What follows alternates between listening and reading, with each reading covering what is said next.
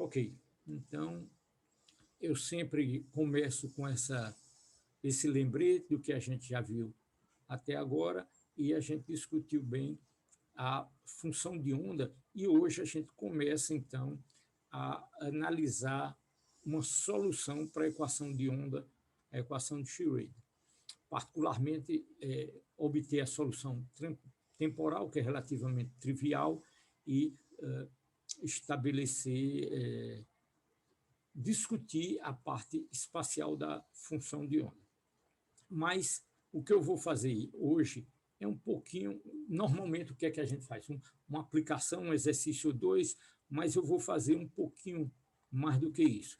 Eu vou fazer uma pequena revisão, vou ser repetitivo, tenho clareza que vou ser repetitivo, vou fazer um exercício como de costume, mas aí, mesmo depois dessa revisão, volto para o conceito de operadores, em particular o operador momento, volto para esses conceitos todos, para a gente fixar bem esses conceitos. Vou aqui, nessa parte aqui, trazer dois exemplos, questões conceituais que eu quero que vocês pensem e me respondam. Então, vamos bem devagar para essa parte ficar bem fundamentada para a gente avançar com segurança.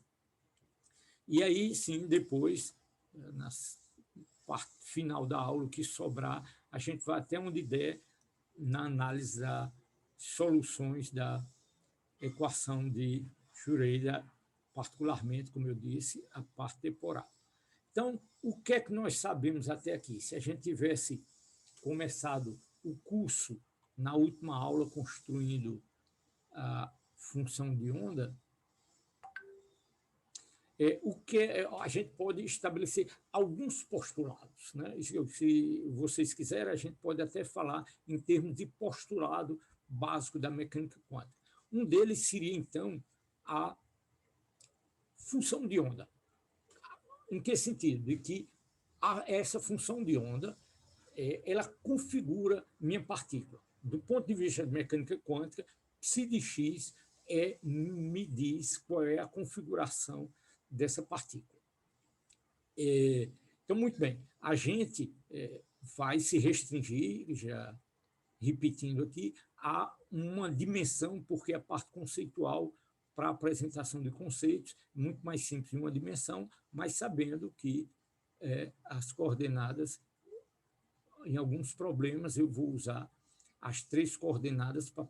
Isso aqui é simplesmente a parte espacial da função de onda, a função de onda completa, eu posso ter 3 coordenadas espaciais e uma de tempo. Vou já fixar uma notação aqui que esse psi maiúsculo, ela é a função de onda tem a parte espacial e a parte temporal. Eu vou introduzir essa notação daqui a pouco. E esse psi minúsculo, sem essas barrinhas, é só a parte espacial. Muito bem, então, primeiro postulado, a configuração de uma partícula no formalismo da mecânica quântica é caracterizado por sua função psi de x. Se você tiver 2 partículas, você vai ter uma função psi que depende da coordenada x1 da partícula 1, da coordenada x2 da partícula 2 e assim por diante. No fim do curso, se a gente tiver tempo, a gente vai falar de situações de sistemas de 2 partículas, aí tem questões de simetria, tem questões bem interessantes, mas se a gente tiver tempo. Então, o que é que significa essa função de onda? Primeira coisa, deixa eu definir essa interpretação probabilística, relembrar essa interpretação probabilística, que pode ser um segundo postulado, o postulado que foi estabelecido por Max Born, que é a interpretação de psi, o módulo de psi ao quadrado como sendo uma densidade de probabilidade. Tá certo? Então, isso aqui, sendo uma densidade de probabilidade, esse ρ de x dx seria, então, a probabilidade de você encontrar a partícula, né, entre x e x mais dx. Uma notação também é dizer que o módulo de psi quadrado da função de x x mais dx. Muito bem. Isso aqui é a minha probabilidade de encontrar a partícula nesse intervalo. Então, veja só, a pergunta é, nesse sentido, o que significa... o que significa não, a gente acabou de discutir a interpretação probabilística, mas só para vocês refletirem quais são as unidades de psi. Então, se você tem uma interpretação probabilística, quer dizer que eu tenho que impor que psi de x, módulo de psi de x ao quadrado de x, isso tem que ser igual a 1, tá certo? Para eu poder ter a interpretação probabilística. Se isso aqui é um número, então essa grandeza aqui tem que ter unidade de número. Isso aqui é o quê? É uma distância. Então, esse cara aqui tem que ter, módulo de psi quadrado, tem que ter unidade de distância menos 1. Então, o psi tem unidade de raiz de comprimento. Tá certo? Então, é interessante comentar isso porque elimina completamente essa ideia de associar a função de onda à posição da partícula. Não tem essa associação direta. Realmente, você tem que raciocinar em termos de densidade de probabilidade para o módulo de psi quadrado. Outro ponto que a gente vai voltar, mas eu acho que nesse momento aqui é importante insistir, é no fato de que, dado a natureza ondulatória da função de onda, você tem a possibilidade de,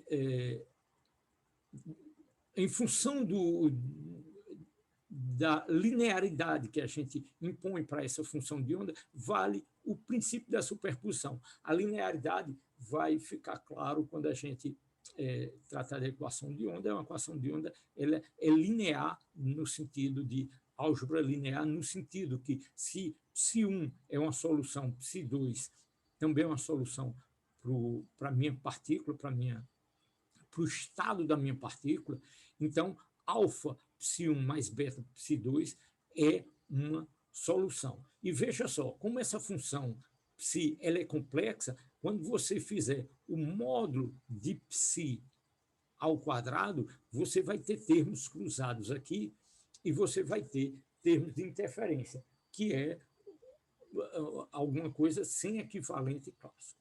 Muito bem. Outro aspecto que eu chamei a atenção, a gente discutiu nas aulas passadas, é que justamente você pode, então, para poder construir a sua função de onda, ela tem funções de onda mais ou menos bem comportada. Você pode imaginar que uma partícula pode ser representada por um pacote bem localizado, mas você pode ter, a priori, qualquer função de onda matematicamente bem comportada, no sentido de que ela vai para zero no infinito, para a interpretação probabilística ser válida, ela é derivável e etc. Então, qualquer função que atenda essas condições, ela é uma solução possível. E se você tem uma função de onda qualquer, ela pode ser construída a partir das componentes de Fourier, tá certo? De ondas planas.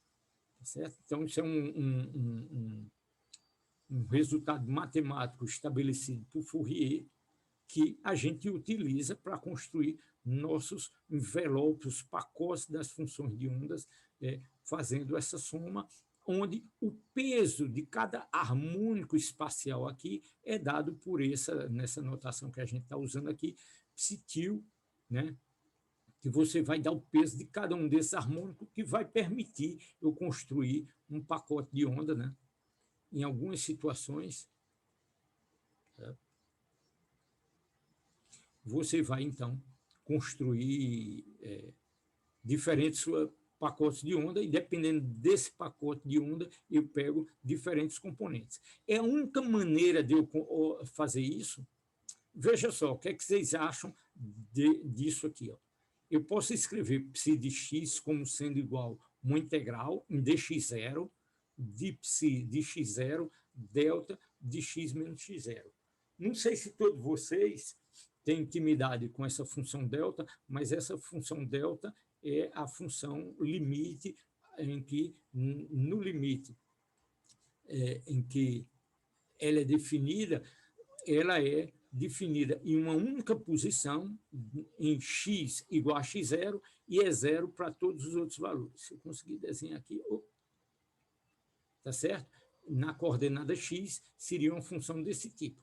Então, isso aqui também, eu já vou adiantando a resposta, estou perguntando, espero que vocês tenham imaginado uma resposta, mas isso aqui está matematicamente correto. Eu posso, então, escrever o meu pacote psi de x como sendo uma combinação desse tipo aqui, em termos de deltas para cada x0, vou integrar em x0, e esse peso, essa função aqui vai me dar a contribuição de cada uma dessas deltas, vai dizer a contribuição de cada uma dessas deltas, que vai permitir que eu construa também meu pacote. Tá certo? Então, isso aqui já antecipa uma ideia de que, se você tiver um conjunto de soluções privilegiadas, no sentido que eu vou definir mais para frente, que a gente pode depois falar em base, etc., isso vai permitir eu construir minha função de onda. Então, muito bem, eu queria revisar esses conceitos para a gente fixar bem essas ideias, para poder avançar, como eu disse, avançar com segurança. E aí, mais para frente, eu vou generalizar o que é um conceito que a gente, em álgebra linear, vai poder... lembram que nas aulas iniciais a gente construiu uma álgebra a partir de elementos matemáticos, que pode ser um vetor, pode ser uma matriz, pode ser uma função, um conjunto de funções, e vale aquelas regrinhas da álgebra, como somar, como multiplicar por um escalar, como fazer certas operações. E todo vetor ou toda função vetorial, eu posso sempre decompô-la. Então, é por isso que eu posso escrever isso dessa maneira. Essa é uma maneira de decompor minha função. Então, eu posso fazer essa decomposição em uma certa base, essa base aqui do meu vetor A, eu posso decompor numa base IJ. Então, se eu ponho o meu vetor aqui, eu tenho um AX, um AY, e eu posso representar esse meu vetor por um par ordenado AX, AY. Então, fiz uma decomposição. Mas eu posso pegar outra base aqui, outro conjunto de vetores aqui, que eu posso decompor esse mesmo vetor. Então, vou ter um AX', um AY', e da mesma maneira. Então, vai ser conveniente escolher certos vetores ou certas funções que eu possa decompor a minha função. Está razoável isso? Então, estou antecipando certas coisas que vão vir para frente, mas eu acho importante fixar essas ideias bem básicas aqui, que a gente fica mais tranquilo quando esses conceitos forem aparecendo, que nem sempre a gente vai um pouco rápido. Então, nesse sentido de ir fixando a compreensão, deixa eu fazer uma pergunta bem simples aqui. Eu gostaria que vocês refletissem aí um minutinho e respondessem. Então, gostaria que os estudantes que estão aqui pensassem um pouquinho e respondessem essa pergunta.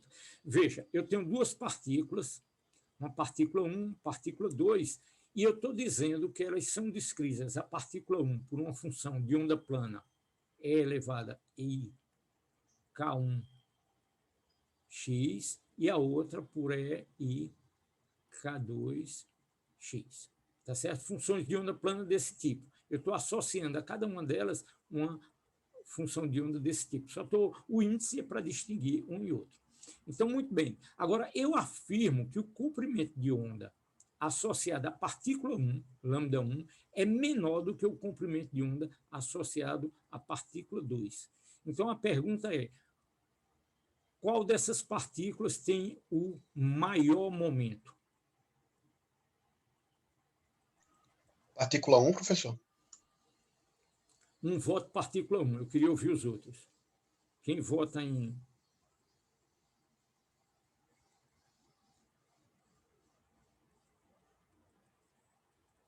Quem votou? Foi o Luiz. Luiz. Vamos lá, Larissa, Paulo. Dê um chute aí. Não perde nada. Também não ganha nada, também não perde nada. Pode votar aí.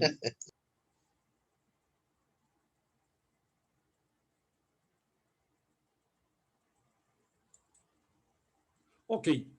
Vocês estão tímidos hoje, não estão querendo exprimir, ou então não estão nem na sala, saíram já, nem me ouviram. E eu queria que vocês, pelo menos, pensassem, escolhessem, e com vocês mesmos ver se conseguiram. O que o Luiz, você disse que é partícula 1.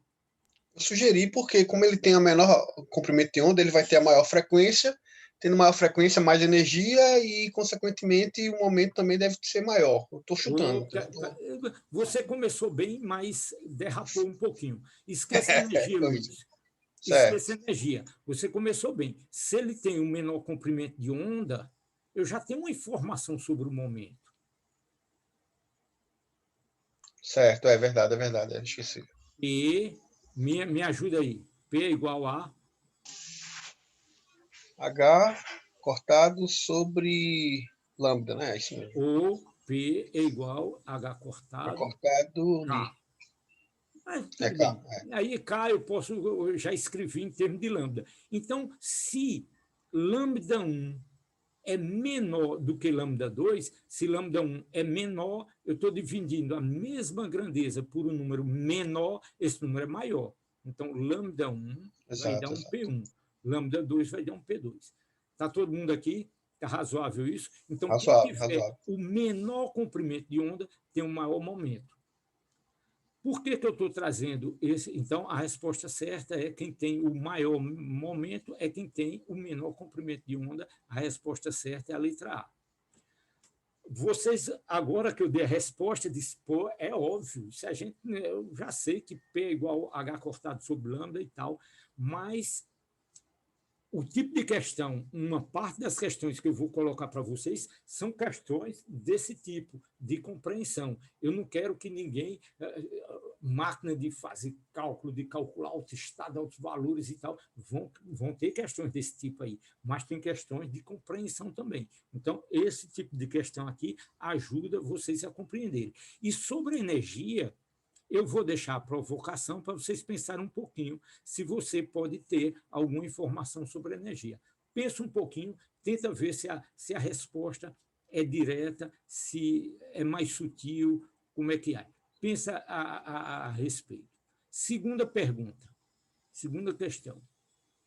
A gente viu que eu posso exprimir psi a partir de uma base, de um conjunto de funções psi-tio, que é função de K, então psi, eu tenho uma distribuição de momentos ou de vetor de onda, né, da psi-tio, eu posso construir psi. A pergunta é, quem tem mais informação? Psi de X ou psi-tio de K? Então, elas têm a mesma informação, psi de X tem mais informação, psi tio tem mais informação, e aí eu posso dizer que não, depende do sistema, depende de cada situação. Eita lá. Professor, eu acho que elas têm a mesma informação, viu? Eu acho, tô achando. Larissa, Paulo e Alan. Vocês não querem votar, não? Acho que eles podem estar com algum problema. Professor, Diz aí. eu acredito que eu sigo a mesma linha de raciocínio do Luiz. Acho que eles têm a mesma informação. Pronto, aí eu vou te pegar aqui, Alan, e pedir para você desenvolver. Por que você acha... vamos pensar junto aqui, é um exercício de reflexão. Você teria uma argumentação para dizer que tem o mesmo conjunto de informação?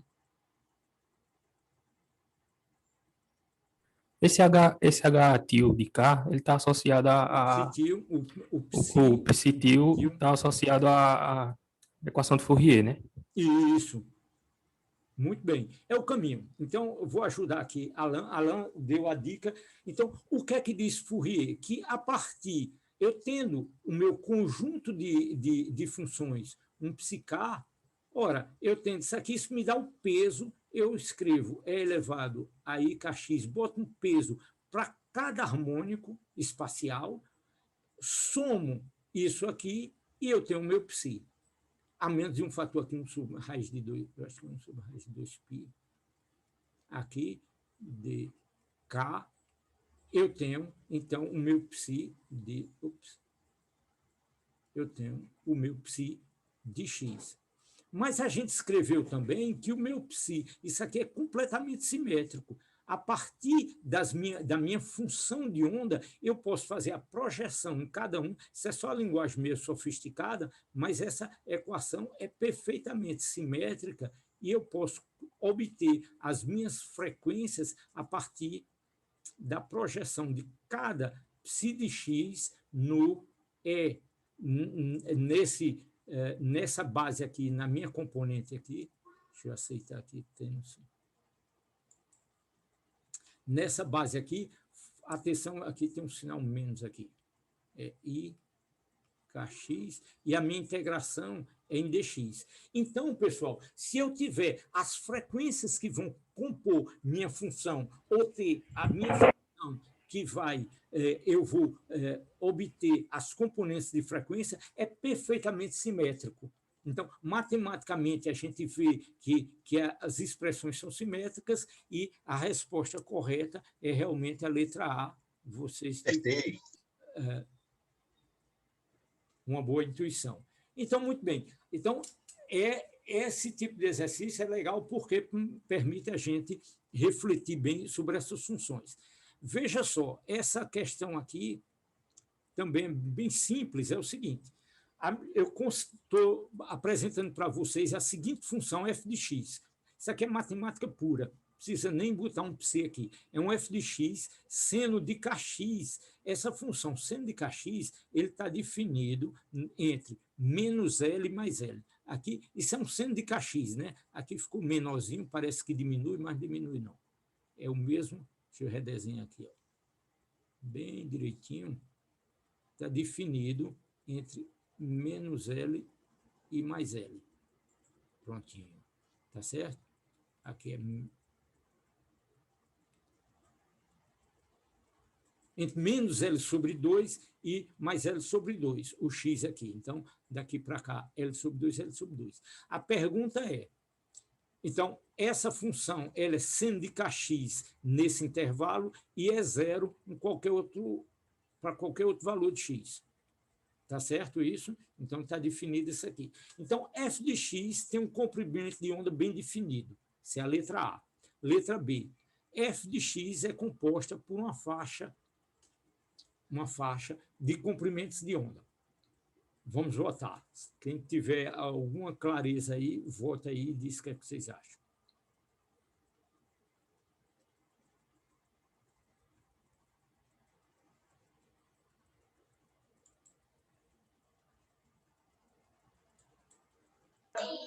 Eita lá, professor.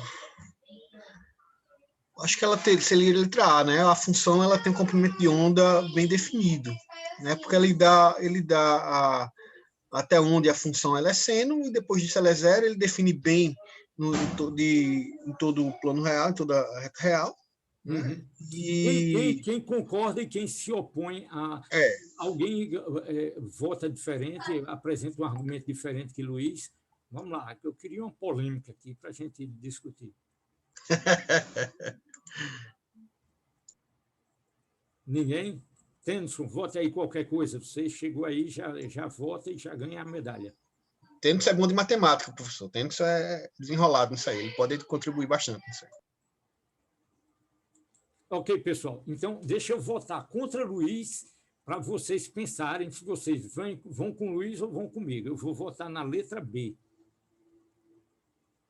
Isso ajuda ou atrapalha?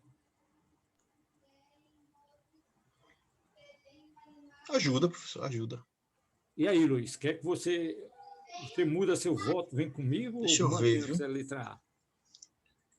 A f de x é composta de uma faixa de comprimento de onda. Ela pode ser uma faixa, né? Então, deixa eu trazer a Vá, explicação. veja aí. Eu tô indeciso agora fiquei indeciso. Veja só, essa questão, eu diria que é quase, tem uma sutileza, pode parecer até uma casca de banana, mas não é. Se você tiver dúvidas sobre esse tipo de questão, é porque falta uma pequena clareza aí sobre Fourier. Fourier é muito sutil. Veja só, se o que você, quando eu escrevi um seno de x aqui, você disse, olha, isso tem uma única frequência. Né? O primeiro impulso é votar na letra A. Mas veja só, se ela tem uma única frequência, isso é uma função monocromática, bem definida, que eu posso representar. O seno de kx seria a parte espacial dessa função aqui, e kx. Todo mundo concorda com isso. Né? Isso aqui tem uma parte real, uma parte imaginária. Isso aqui vocês lembram? Isso é cosseno de kx mais i seno de kx. Né? Olha, então, isso aqui é a minha função, está definida aí uma função harmônica. Só que essa função, vocês têm que concordar comigo que essa função ela está definida. Se eu disser que essa função é escrita dessa maneira, ou a parte real é cosseno de kx, se eu digo que uma função é cosseno de kx, ela está definida onde? De menos infinito a mais infinito. Certo. Tá certo? Então, não vou desenhar aqui, vai para mais infinito e vai para menos infinito. Ela só tem um harmônico. Matematicamente, para escrever esse f de x aqui, eu vou ter que cortar. E para cortar isso aqui, não é uma operação trivial. O que é que eu vou fazer aqui? Eu venho com zero e eu vou ter que criar uma... Ops, exagerei aqui para fazer um seno. Eu quis exagerar aqui para dizer que isso aqui vai ter que ter em L, menos L aqui, vai ter uma ruptura, lá em L vai ter outra ruptura. Então, para construir essa singularidade aqui, é a mesma coisa. Lembre que a gente pode construir uma função quadrada. Por que eu não posso representar essa função quadrada por um seno? Porque não é um seno. Isso aqui eu vou botar um seno, depois vou botar um seno, o dobro da frequência aqui, com o peso correto, 3 vezes a frequência, 4 vezes a frequência. Na verdade, isso aqui, se tiver uma simetria, eu vou pegar só os termos pares ou ímpares, mas esse não é um ponto. Mas todo mundo entende que para construir melhor e melhor essa função aqui, esse aqui é um bom começo, mas não descreve todos os detalhes. Depois eu somo um outro harmônico aqui. Opa, já melhorou, mas ainda eu distingo uma da outra. Depois eu pego uma frequência um pouquinho mais alta aqui. E quanto mais frequência, para eu descrever essa esquina aqui, ó, eu vou ter que ter frequências muito, muito altas, porque essa singularidade é muito abrupta, eu preciso de frequências muito altas para descrever uma estrutura que varia muito rápido numa distância muito pequena. Então, aqui, parecia que a função era monocromática, definida com a única frequência, mas como ela está definida apenas no intervalo, então você precisa de uma faixa grande de comprimento de onda, e como tem uma estrutura muito abrupta aqui, você precisa de uma faixa infinita de frequências, eu diria. Tá certo? Então, legal. Esse exercício, esse tipo de exercíciozinho permite a gente refletir. Deixa eu ver se tem mais um, ou se a gente já passa. Não, era só esses 2 exemplos aqui que eu queria provocar vocês aí para trabalharem bem,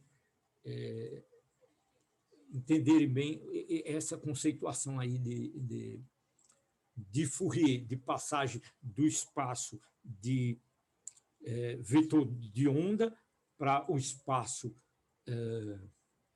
real, o espaço de posição, ou repetindo a mesma frase de comprimento de onda para o espaço de posição ou espaço de momento, né? Voltando lá, daqui a pouco eu vou voltar sobre isso, mas já adianta aqui, se eu estou no espaço de K's, de número de onda, eu posso, da mesma maneira, a menos de uma constante, quem é isso aqui? É o P, é o espaço dos momentos. Então, física agora, de um lado eu tenho um espaço de posição, do outro lado tem um espaço de momento. Guarde isso, que a gente volta sobre isso mais para frente. Então, ainda nesse espírito de revisão, de reflexão, eu podia ter falado lá, não atentei, então vou falar agora que a gente falou de o valor médio de X, da grandeza X, fazendo apelo àquela nossa revisão de estatística, né, de valor médio de grandeza discreta, a gente tinha, então, que você multiplicando cada valor, né, por seu peso respectivo, né, sua probabilidade desse valor de ocorrer, você, então, fazendo a soma de todos eles pela probabilidade, ou então o valor de J multiplicado por o número de vezes que J aparece dividido por N total, fazendo essa soma de todos eles, você tem, então, o valor médio. Aqui a gente vem e faz a mesma coisa. Se a minha função de probabilidade é contínua, a gente falou lá de uma densidade de probabilidade, então eu tenho que fazer essa média aqui, só que a função é contínua, ao invés de uma soma, eu tenho uma integral. Então, essa é uma maneira perfeitamente razoável de definir o valor médio de X. Então, a notação é escrever o X entre colchetes, e isso significa que, se isso aqui é a probabilidade, a interpretação, densidade de probabilidade, isso aqui é modo de psi de x ao quadrado, aí a gente lembra que uma função complexa, ela tem que ser, o módulo dela ao quadrado é psi estrela, psi, e a gente escreveu ele nesse formato. Então, uma maneira de você representar isso aqui, eu não falei anteriormente, é dizer que, usar essa notação de que essa é minha função psi, ela, quando estiver do lado esquerdo, eu não preciso colocar estrela aqui, mas se ela estiver do lado esquerdo, significa que ela é o complexo conjugado. Olha, aqui está do lado esquerdo, não tem um complexo conjugado, isso aqui é igual à função que está do lado direito, mas é o complexo conjugado. Então, se ela estiver do lado esquerdo aqui, já é o complexo conjugado. Veja que com essa notação extremamente condensada a notação, eu estou exprimindo essa integral aqui, psi estrela, x psi. Então, estou fazendo sanduíche, né, de psi com o x aqui. E aí eu posso generalizar e dizer que qualquer função, o valor médio de qualquer função, de qualquer grandeza, a gente fez o P, etc., ela é dada por esse sanduíche.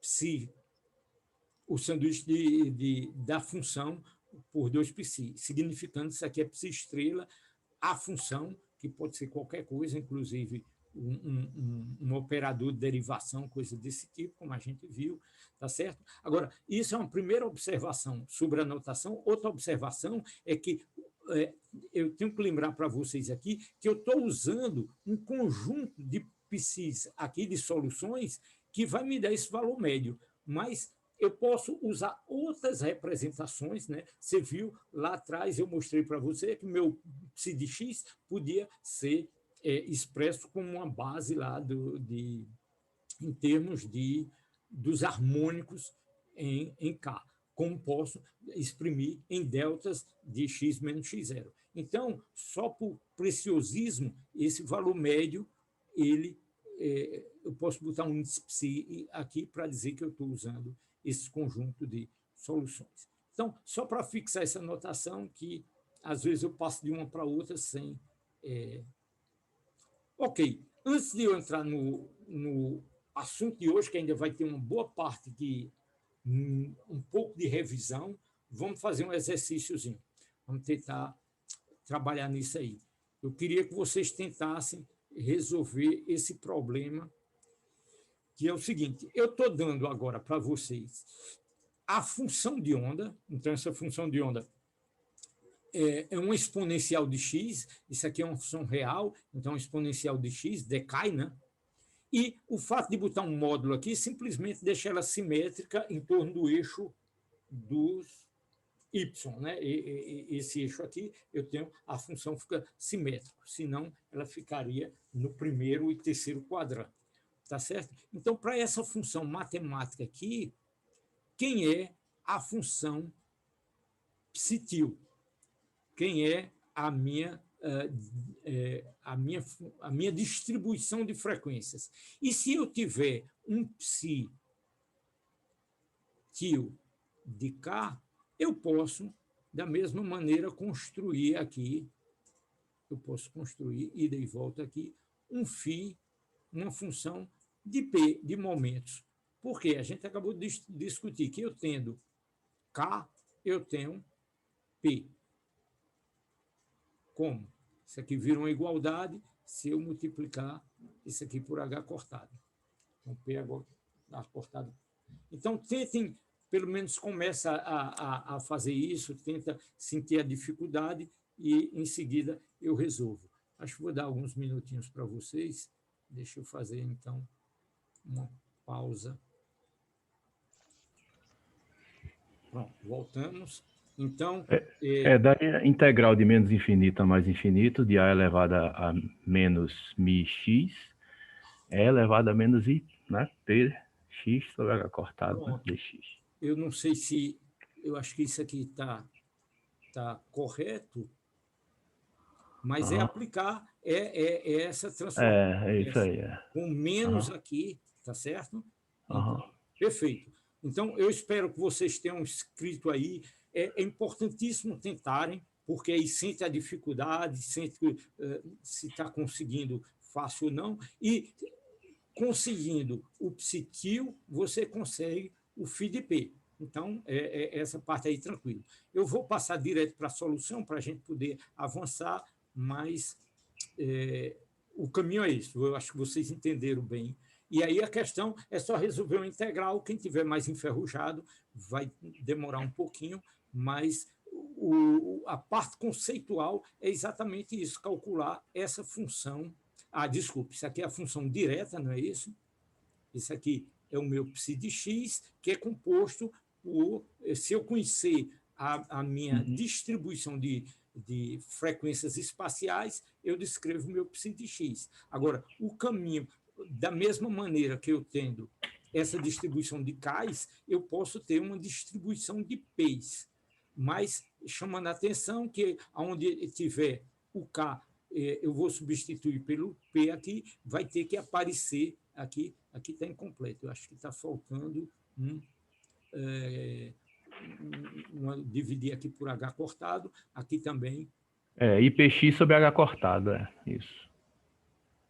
Não é isso? Eu tenho que botar... Eu lembrei, né, do DK, mas... Então, é isso aí que eu tenho que cuidar usando essa relação. Então, tanto faz calcular o meu φ de P como o psitil de K. Tranquilo? Aí, o que é que eu tenho que fazer?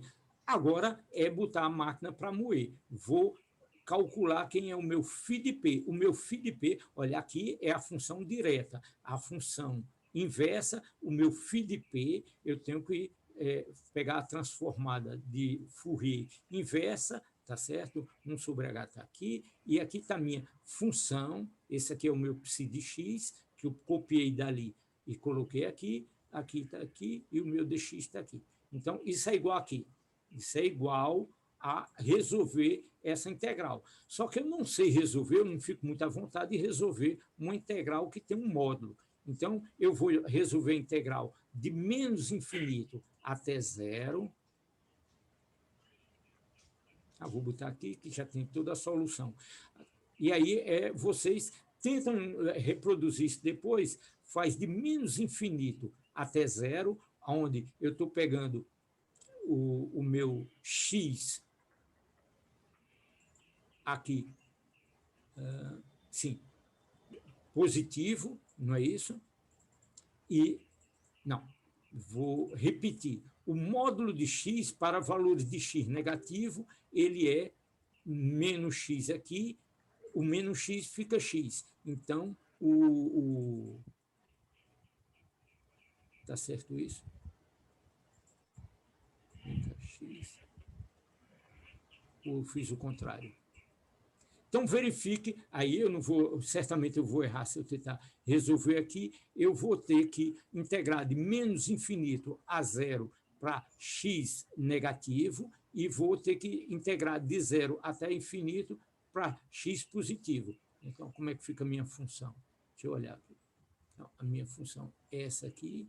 Se o x é negativo, então ela fica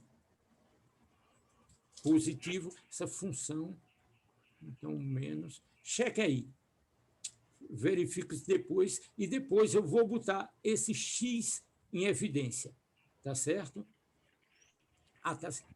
Não, exatamente isso. Onde ela for negativa, isso aqui vai ficar positivo, então ficou menos mi sobre i, porque eu botei k aqui. Ah, no lugar do p eu botei k. Paciência. Eu estou fazendo a integral.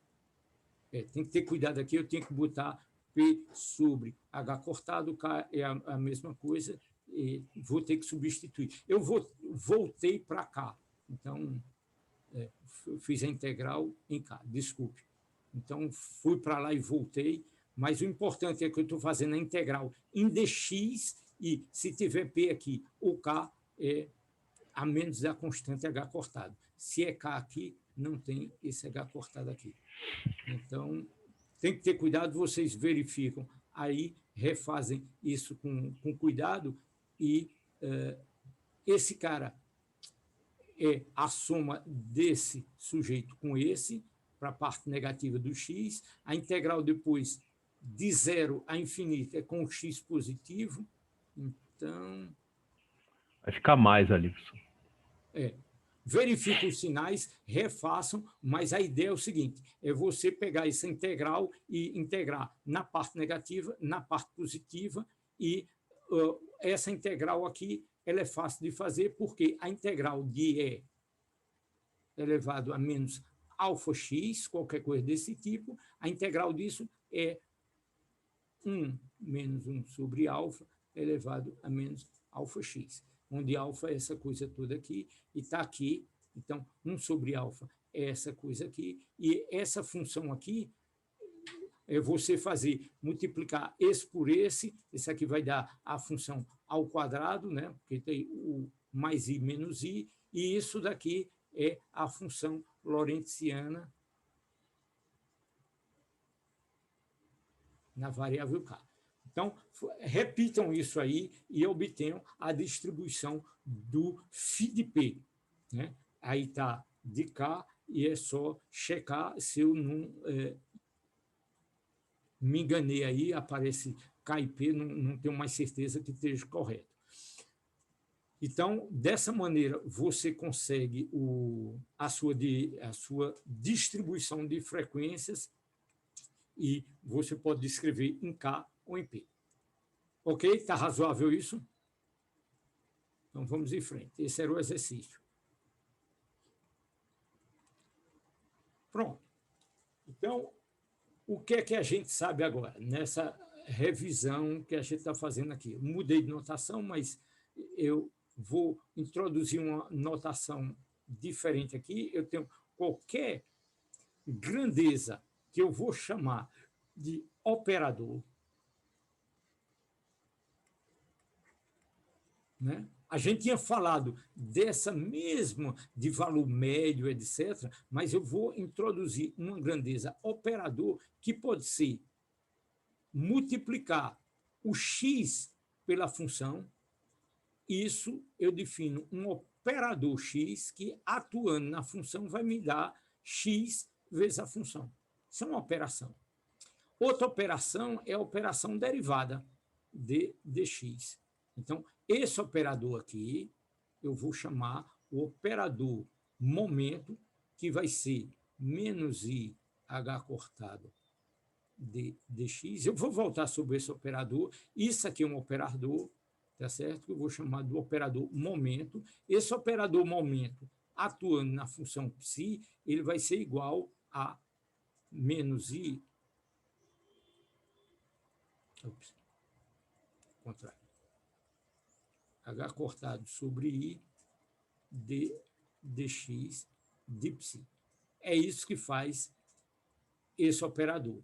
E o operador T, o K, energia cinética, como queiram, é essa derivada segunda, que seria esse P2 sobre 2M. E assim eu introduzo esse conceito de operador. Quando eu quiser o valor médio associado a esse operador, eu obtenho dessa maneira aqui, escrevendo psi estrela, que nessa notação é psi, operador, psi.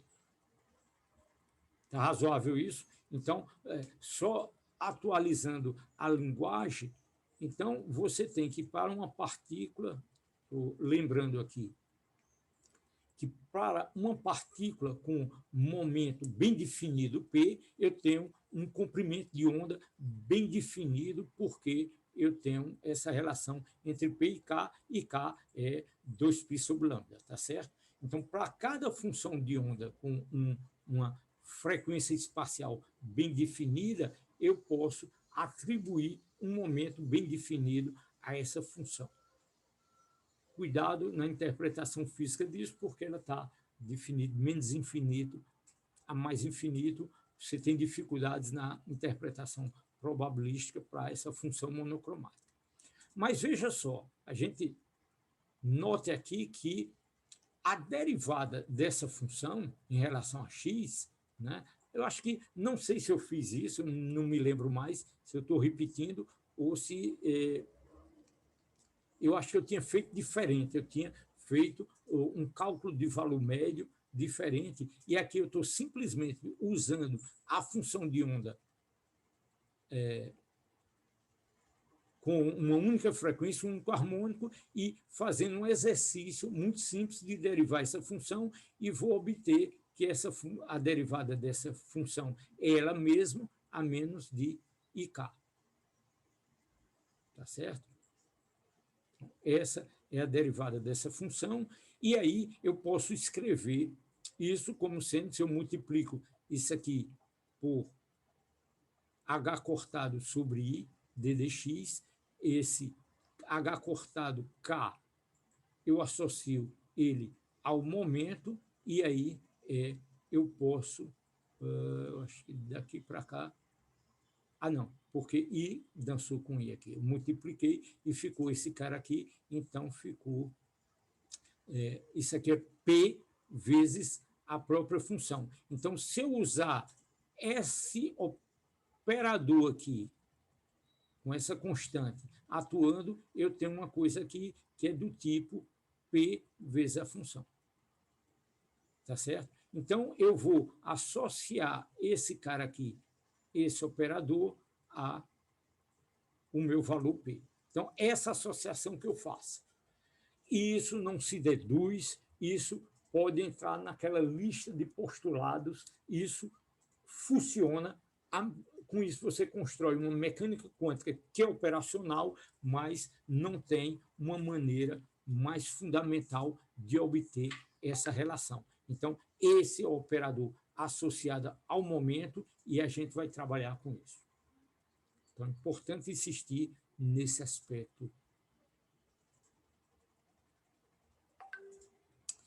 Existe, talvez, uma discussão, só para guiar vocês, isso aí é um parênteses que eu faço aqui, para a cultura de vocês, que você pode associar o momento, não sei se vocês aprenderam lá no curso de mecânica clássica, mecânica básica, você tem propriedades de simetria à conservação de grandezas. Então, conservação do momento está associado à simetria do espaço, o espaço ele é homogêneo, então você fazer uma experiência aqui, ou o observador está em diferentes posições, você obtém o mesmo resultado, esse tipo de simetria leva à conservação do momento. A isotropia do espaço leva à conservação do momento angular e a invariância do tempo leva à conservação da energia. Então, você associa a propriedades de invariância, de questão de simetria, propriedades de simetria com conservação de grandezas físicas, ok? Você tem um teorema sobre isso, só para justificar que existe uma compreensão mais profunda dessa relação entre mais que esse operador é obtido a rigor, eu tenho que postular. Ok, então já tenho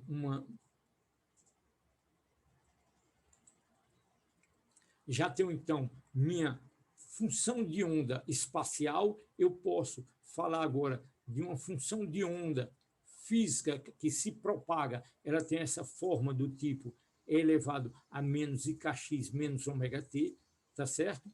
Aí eu posso derivar essa função em relação à posição, como a gente fez, posso derivar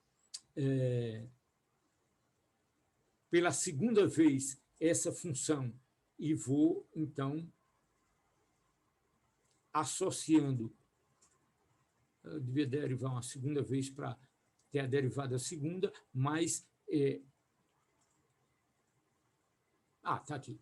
Então, a derivada segunda eu associo a esse operador d2 dx2 da minha função, derivando em relação ao tempo. Eu acho que eu fiz isso para vocês. Então, estou repetindo aqui, derivando essa função em relação ao tempo, aparece um I ômega, você tem um menos aqui, tem um menos aqui. Então, eu obtenho essa função, lembrando dessa relação, eu obtenho, então, uma associação entre energia e um operador de derivada temporal. Estou repetindo isso para chegar, eu acho que eu fiz isso já numa aula passada, para chegar a partir da expressão da conservação da energia mecânica total, energia cinética mais energia potencial, usando esses operadores. Estou indo rápido agora, porque eu acho que eu já fiz isso para vocês. Então, esse aqui seria essa operação relacionada ao operador de energia total, o momento d2 dx2, eu espero que esteja o resto errado, o resto está... Então, estou aplicando esse cara aqui na função psi e obtenho essa relação aqui, que é a equação de onda ou equação de Schrödinger. Ok, o que mais? Então, com isso, eu sempre posso, se eu calculo, o que é que eu preciso fazer agora? Operacionalizar. Eu tenho que, dado um V, esse V, vou voltar daqui a pouco, é a minha energia potencial, a gente vai tratar com V, que é apenas função da posição, não vamos tratar com V de T, potencial que não depende do tempo, e com isso, eu resolvendo essa equação, que a gente vai começar a discutir agora, a gente vai, então, poder obter a função psi e obtendo a função que aqui eu peço desculpas pela notação, mas essa função, isso aqui é um psi maiúsculo, tá certo? Daqui a pouco vou voltar esse problema de notação, mas já fixando que nessa equação dependente do tempo, essa função psi maiúsculo é uma função, então, de x e t. Eu reservo a função psi minúsculo apenas para x. Ok, então, resolvendo essa equação, eu vou poder, então, calcular os valores, o valor esperado, né? Outra linguagem, o valor médio, o valor esperado para essas grandezas, né? porque tudo aqui tem um sentido estatístico. Então, posso falar de valor esperado de X, valor esperado de P, valor esperado da energia, que a gente vai falar daqui a pouco. Então, muito bem.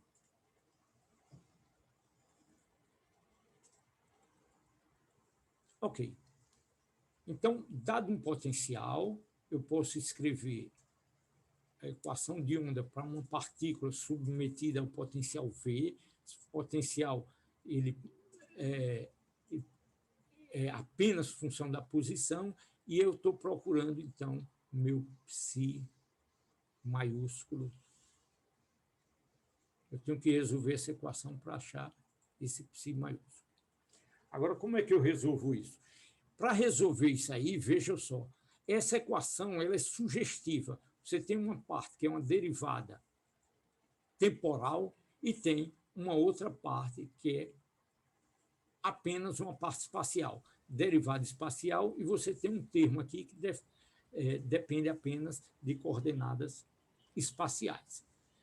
Isso sugere separação de variáveis, né? Exatamente. Então, eu vou sugerir uma solução que seja uma solução desse tipo aqui. Agora sim, finalmente eu estou usando minha notação correta, vou repetir aqui, é o psi maiúsculo,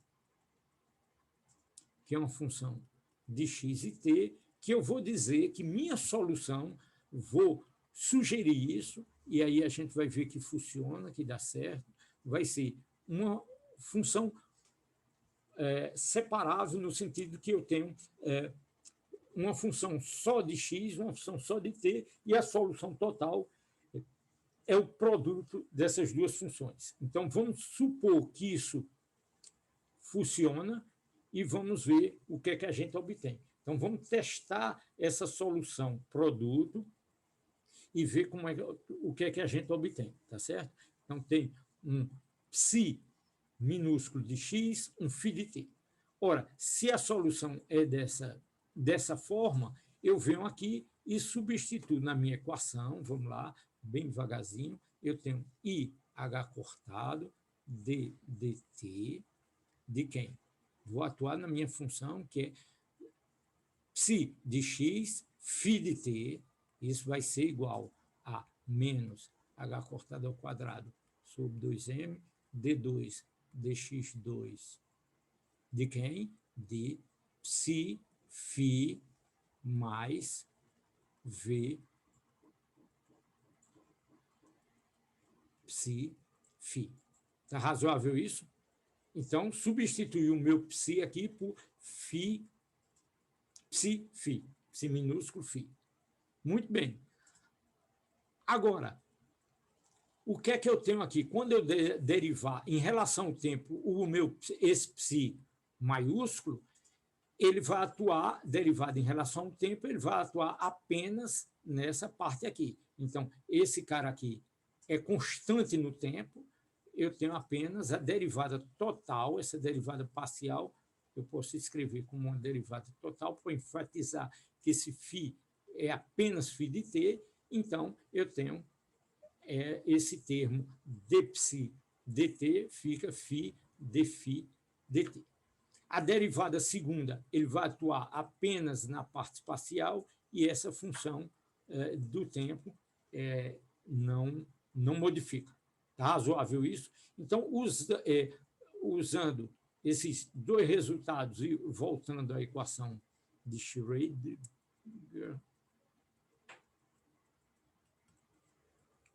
eu tenho, então, que a minha derivada temporal atua apenas no φ de t, o meu psi de x fica aqui fora. A minha derivada segunda atua apenas em psi, eu podia escrever... Tanto faz, né? Não tem problema nenhum, mas eu posso colocar o φ aqui, φ de t. Então, está atuando só nesse termo aqui. E aqui você tem um v de x, φ de x, φ de t. Tranquilo? Agora, qual o truque aqui? O truque é dividir os dois membros da minha igualdade aqui, lado esquerdo e lado direito, por quem? Por psi igual a psi minúsculo, φ. Então, se eu divido aqui por psi φ, esse psi dança com psi, sobra 1 sobre φ. Aqui, se eu divido por psi φ, o φ dança com o φ, sobra 1 sobre psi, e aqui morre os dois, né? Psi φ, os dois dançam, sobra só o v de x. Então, como é que fica aqui? Ficou aqui 1 sobre φ de t, então, as constantes, a derivada está aqui, menos h cortado sobre 2m, 1 sobre φ, o φ e dançou com φ, 1 sobre psi minúsculo, d psi dt, e o v ficou aqui sozinho. Ora, então, do lado esquerdo, eu só tenho funções do tempo, do lado direito, só tenho função de x. Então, se essa igualdade vale, t é independente de x e x é independente de t. Então, isso aqui, para funcionar, para cada valor, eu tenho, então, que isso aí é igual uma constante para cada situação. Isso aí vai ser igual a uma certa grandeza que eu vou chamar de E. Tá certo? Então, se vocês acham isso razoável, então eu fico com uma equação que é IH cortado 1 sobre φ d φ dt igual a E. Isso aqui tem uma solução muito fácil. E eu fico com outra equação dessa forma aqui, que eu posso, então, tratar em seguida. Então, vamos tratar primeiro essa primeira equação,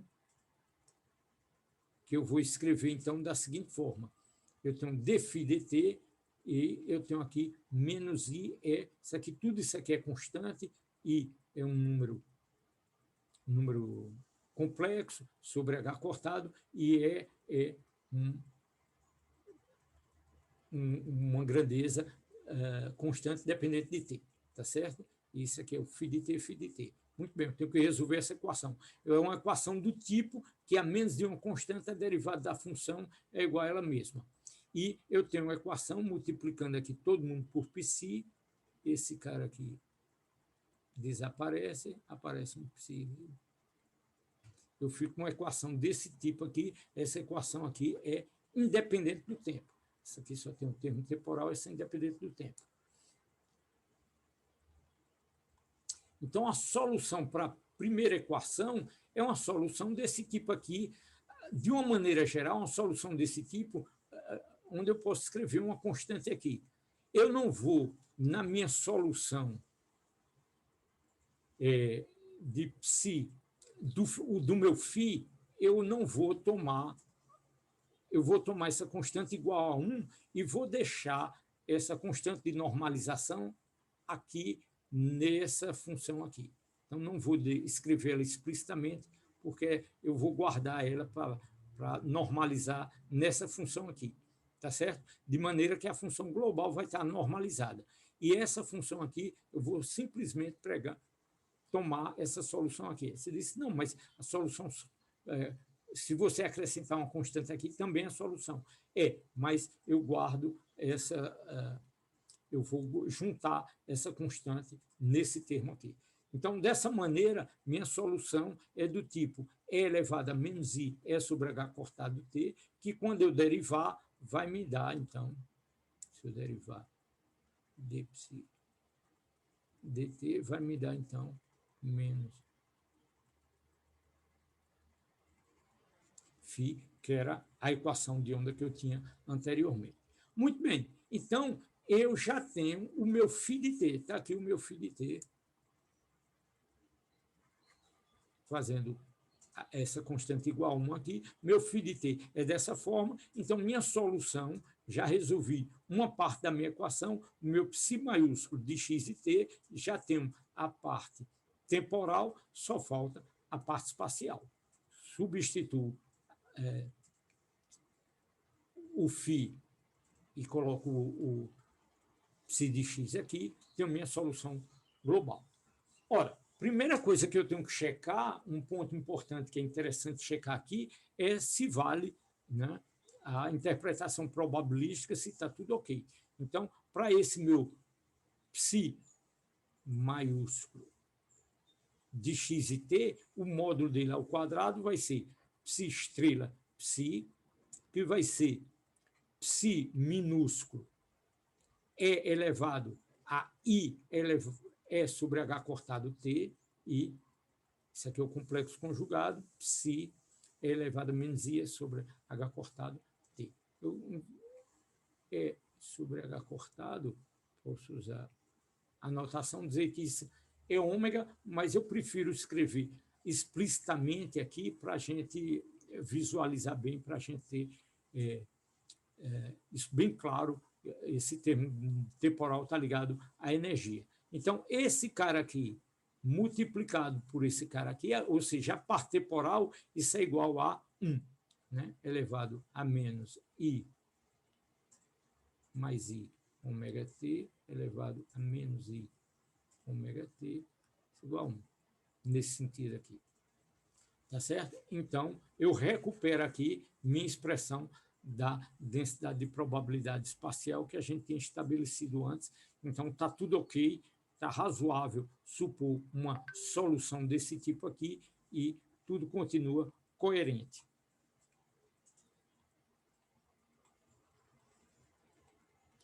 Então, o que eu vou fazer é, se eu agora conseguir obter, eu já tenho a minha parte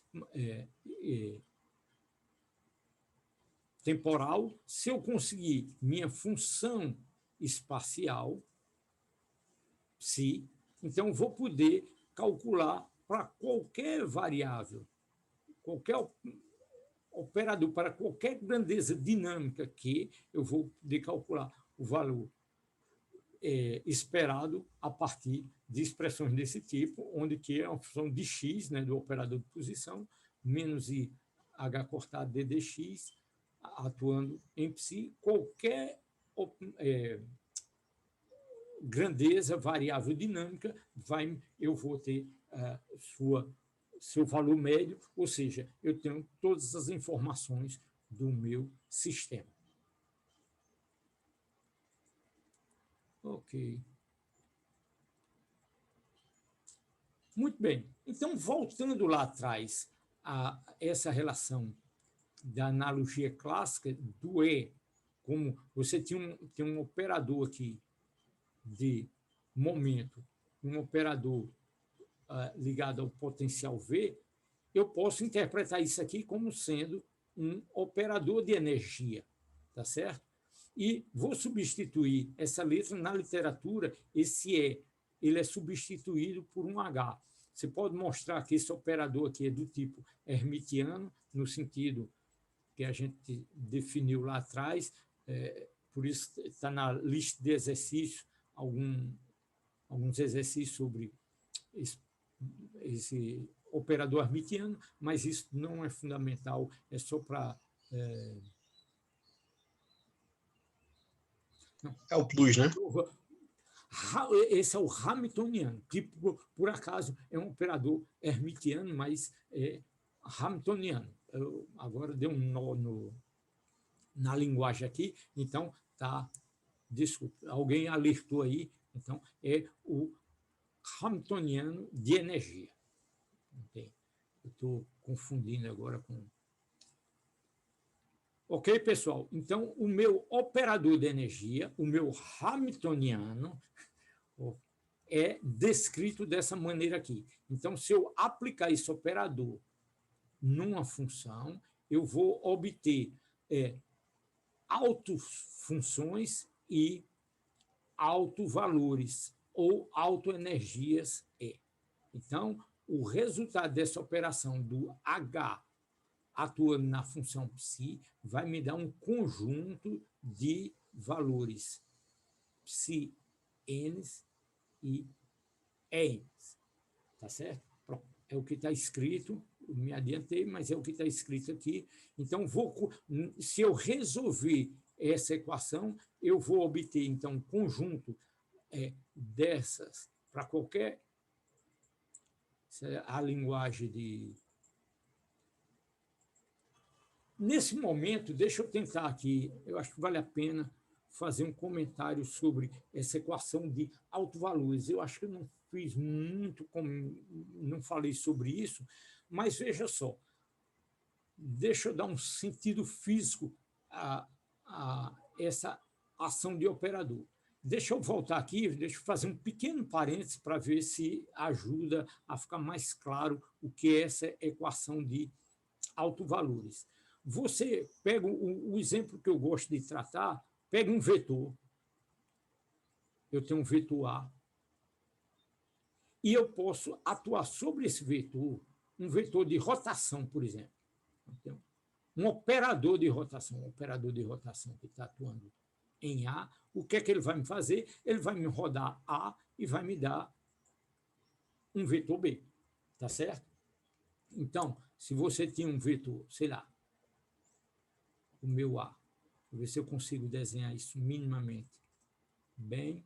Eu tinha um vetor A aqui, ele girou A e veio para cá. Deixa eu dar um giro para não pensar que ele envia do outro lado, ele envia qualquer outra posição, ele veio para essa posição, A virou B. Tá certo? Eu posso fazer uma rotação de 1 grau, de π, 2π. Então, essa operação de rotação aqui me leva a qualquer outro vetor. Então, essa é um operador atuando num vetor. Agora, veja só, existe um conjunto de operações em que esse operador R vai levar A em outro vetor A, no mesmo vetor A menos de uma constante. Isso é chamado, uma operação de autovalores, tá certo? Eu obtenho altos valores e altos vetores. Que operação seria essa em rotação? Alguém consegue me dizer que operação seria essa que só muda a amplitude do vetor? Seria, por exemplo, você fazer uma rotação, esse operador aqui faz uma rotação a menos de uma constante em torno do eixo Z, por exemplo, aqui. Então, o vetor, qualquer rotação que você faça nele aqui, ele só pode mudar a amplitude, a menos da constante que você coloque aqui. Então, ele é um espaço privilegiado de vetores que não mudam, só muda o comprimento. Então, com esse exemplo, eu diria que isso dá uma ideia do tipo de categoria desse tipo de operação, em que essa operação aqui atua numa certa função, agora generalizando, não estou mais falando de vetor, vai dar a mesma função a menos de uma constante. Então, para esse tipo especial de operação, eu posso, então, calcular o valor esperado de H e mostrar que o valor esperado desse operador é a energia, no sentido que a gente definiu lá em cima, e isso aqui é fácil mostrar, é da definição. Então, o valor esperado de H é π estrela H π. Ora, quem é H π? Quem é esse cara aqui? É o Epsi. Então, eu tenho π estrela Epsi, é um número, eu tiro, tenho π estrela psi, isso aqui é o modo de psi, isso aqui é igual a 1, é o próprio E.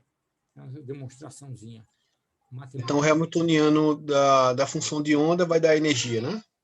O valor esperado. Valor esperado. Certo. Isso, o valor esperado.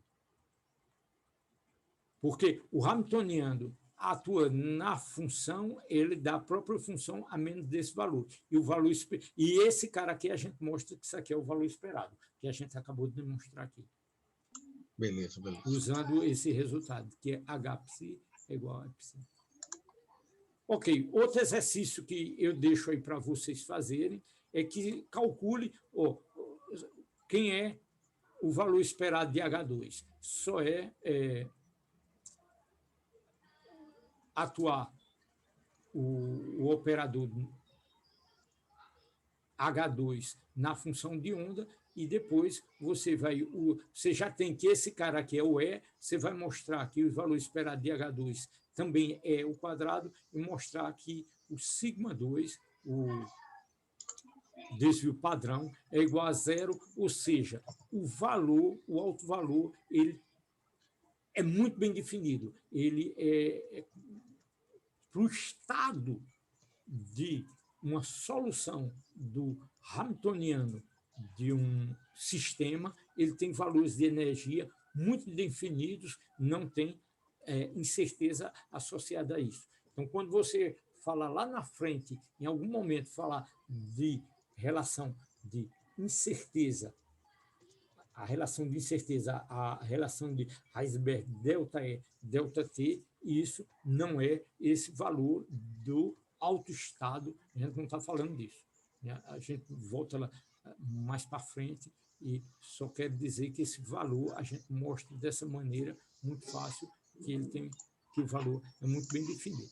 Então, muito bem, quando você obtiver suas soluções, a sua solução para cada valor EI que você obteve, para cada conjunto psi n EN que você obter, você vai construir, então, eu tendo um EN, eu tenho a minha parte temporal.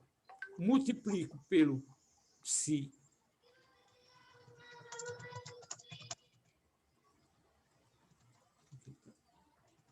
está claro? Então, psi n vezes E elevado a menos I é N sobre H cortado T, isso aqui é o meu psi total N. Então, eu tenho psi1, psi2, então, um conjunto de soluções possíveis que são soluções do meu problema. E a minha solução geral do meu sistema, dado um potencial V de x, eu resolvo minha equação,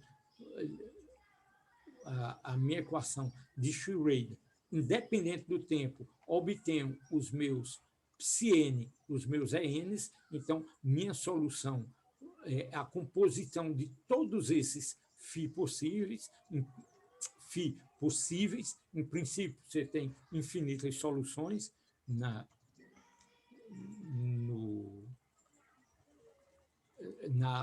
maior parte dos problemas, você pode ter, a princípio você não tem limitações de energia, então a sua solução global vai ser, então, a composição de todas essas soluções, tá certo?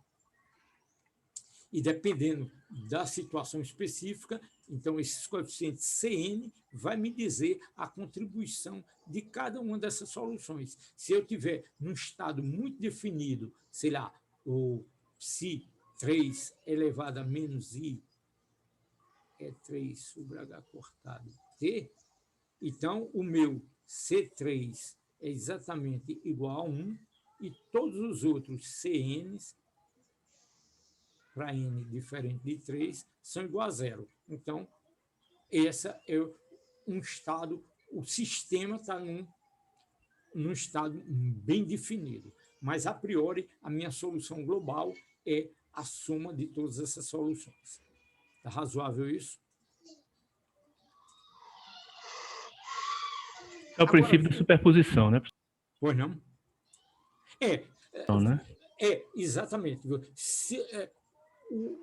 Essa já é a novidade de mecânica quântica, de que vale as soluções, e é aquilo que eu insisti lá no começo da aula, com o exemplo de 2 estados, você pode separar aqui, você pode ter uma situação onde você tem apenas 2 soluções e você já pode brincar com isso. Ou pode ter 3, 4, 5, ou pode ter a solução global dessa maneira e quando você calcular o módulo psi quadrado aqui, você vai ter, então, termos cruzados, vai ter os termos de interferência.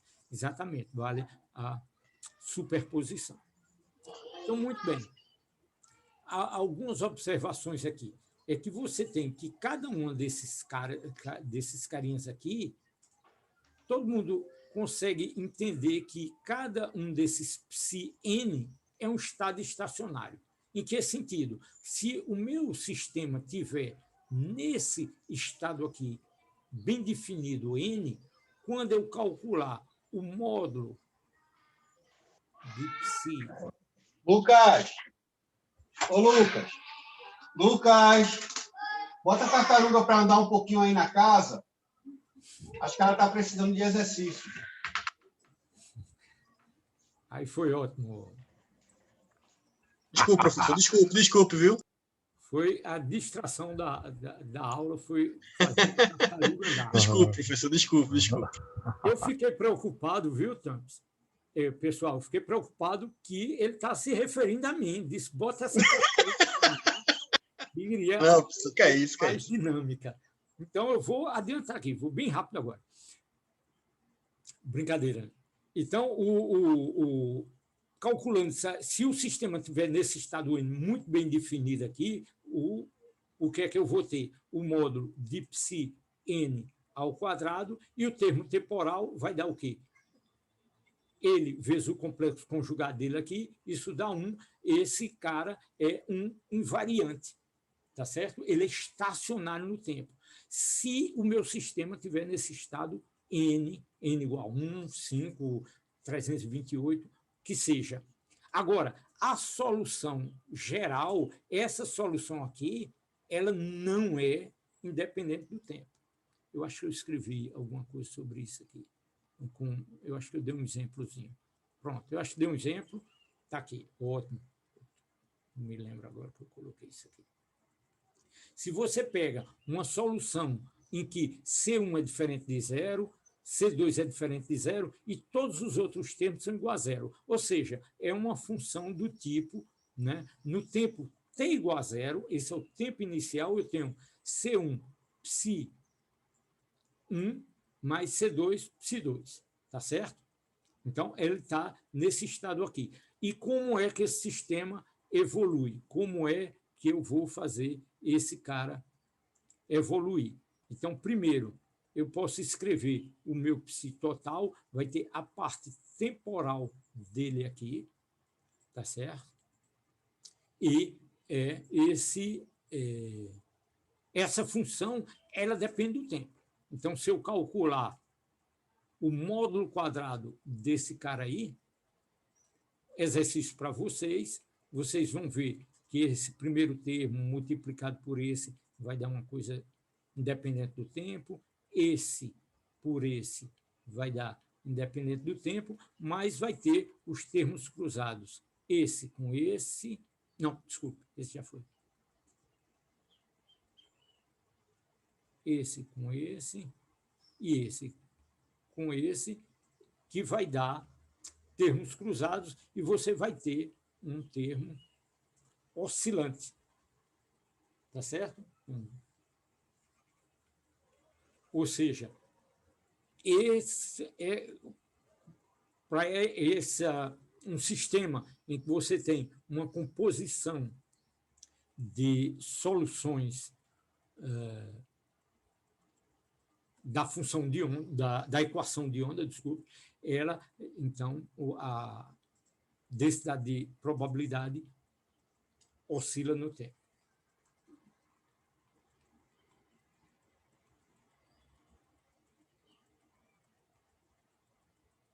Bom, oscila no tempo com essa frequência que é E2 menos E1 sobre H cortado.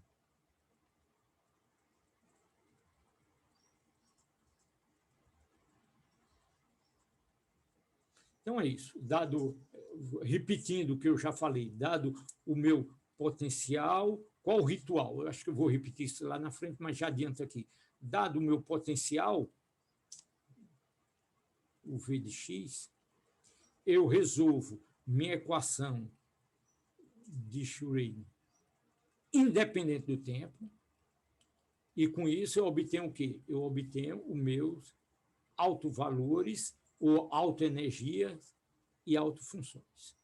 Com isso aqui, eu posso construir, então, com esse resultado, posso construir minha função completa, o meu psi de x e t, que é igual à soma de todas essas soluções, parte, vai lá, Cn é elevado a menos I N sobre H cortado T.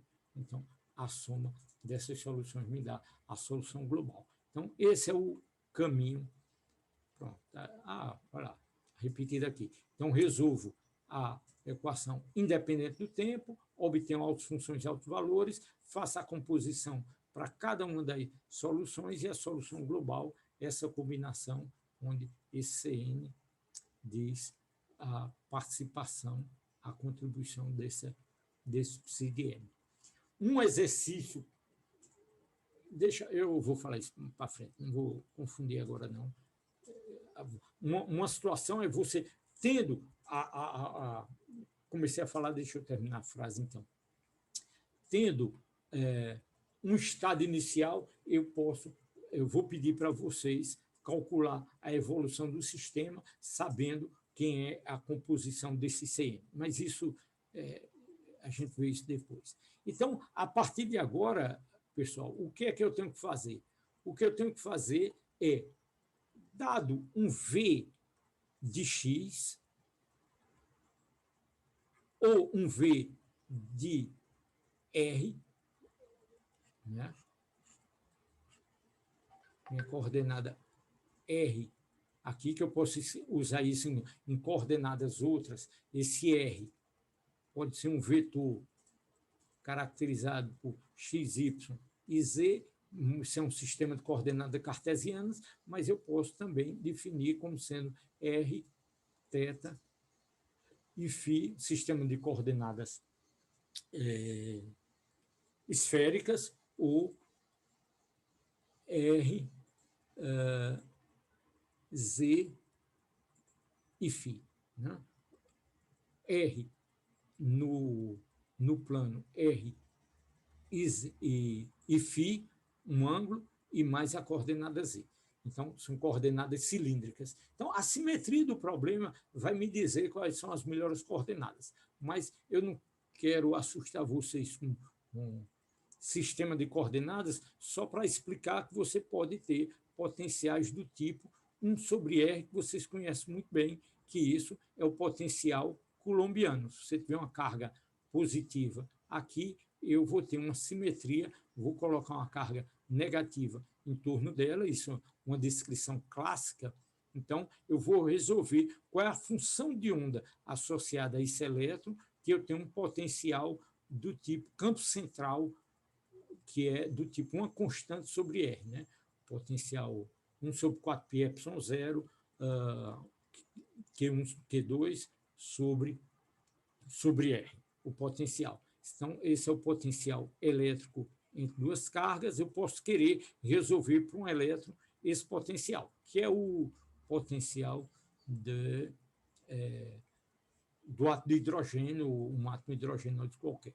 Eu posso ter um potencial do tipo X2, né? Ou então em torno de qualquer potencial em torno da posição de equilíbrio, eu sempre posso aproximar isso aqui, né? Então, em torno dessa posição de equilíbrio x0, isso aqui, x menos x0 ao quadrado, eu estou aproximando esse potencial aqui no fundo do poço por um quadrado, né? Ou seja, qualquer função, no segundo termo de expansão, que o termo tem simetria, é o termo quadrado. Então, posso fazer essa aproximação, tudo isso para justificar que o termo potenciais do tipo X2 é importante, por exemplo, potenciais moleculares, etc., potenciais periódicos para descrever sólidos, etc. Então, esse tipo de potencial que a gente você vai poder fazer aplicações de mecânica quântica. Não necessariamente nesse curso, não vamos explorar. Vamos falar do potencial harmônico, vamos falar desse potencial periódico, talvez só mencionar. Então, muito bem. O que você pode fazer de mais simples é confinar uma partícula em um poçozinho. Então, dizer que o poço infinito, por exemplo, é você dizer que esse potencial infinito de sua partícula não tem direito de ir para um valor menor do que esse valor de A, ela não pode ir para um valor maior do que esse valor de B, e ela vai estar confinada, X vai estar confinado entre A e B. Quais são as soluções possíveis nesse potencial? Isso a gente vai resolver, é uma caixa infinita, depois você pode ter um poçozinho infinito que tem estados dentro do poço, estados fora do poço, é interessante, ou você pode ter um potencial que é uma barreira. Eu tenho uma partícula aqui, né? Qual é a função de onda aqui, qual é a função de onda aqui nesse meio, e qual é a função de onda do lado direito. São degrau e assim por diante. Então, matematicamente, esses problemas são mais fáceis de resolver do que esses aqui, mas tem também interesse, tem aplicações desses potenciais. Então, que horas são? 15h40. O primeiro potencial que a gente vai resolver é esse potencial justamente do poço infinito. Mas eu acho que eu vou suspender aqui. Não sei se é interessante começar essa aplicação no fim de aula. Só volto na próxima aula. Então, esse meu potencial, exatamente o que eu mencionei rapidamente antes, eu posso construir matematicamente equivalente. Eu posso construir esse poço com essa simetria entre menos A sobre 2 e mais A sobre 2. Potencial aqui é infinito, isso aqui é uma escala de energia, então aqui é infinito, e aqui dentro eu vou confinar minhas partículas. Ou posso construir desse tipo, tanto faz, menos A sobre 2 mais A sobre 2, as funções que eu vou usar é diferente. Aqui tem simetria par, aqui vai ter simetria ímpar, então vou resolver esse problema aqui, onde o potencial está definido entre 0 e A, ele é 0, potencial é 0 para X entre o 0 e A, e ele é infinito para X menor do que 0 e é infinito para X maior do que A. Tá certo? Então, isso é um meu poço infinito que eu quero resolver. Ora, fora dessa região aqui, então, para X menor do que 0, o psi de x é 0, porque o potencial é infinito. E para x maior do que A, psi de x é 0. Então, a função se anula até aqui e se anula até aqui. A função ela vai existir aqui, porque se o potencial é infinito, a partícula não pode existir nessa região. Então, eu tenho que resolver nessa região em que x está entre 0 e A, ou seja, no interior da caixa. E nesse interior, o meu potencial é 0. Já adiantei bastante, mas eu vou parar por aqui. Então, essa equaçãozinha bem simples que eu tenho que resolver, e a gente vai fazer a partir da próxima aula. Eu não quero, 15 minutos antes do fim da aula, começar essa aplicação. Ok, pessoal? Então, antes de parar, eu pergunto se tem alguma dúvida, algum comentário, Não, professor, está tranquilo. O que a gente tem que fazer é estudar um pouquinho lá, olhar o livro e fazer os exercícios para poder... Façam as treinar. listas, tá certo? Então, tem Certo. 2 listas para quem chegou atrasado ou não ouviu. Eu atrasei, então deixa eu... Não vale a pena gravar isso.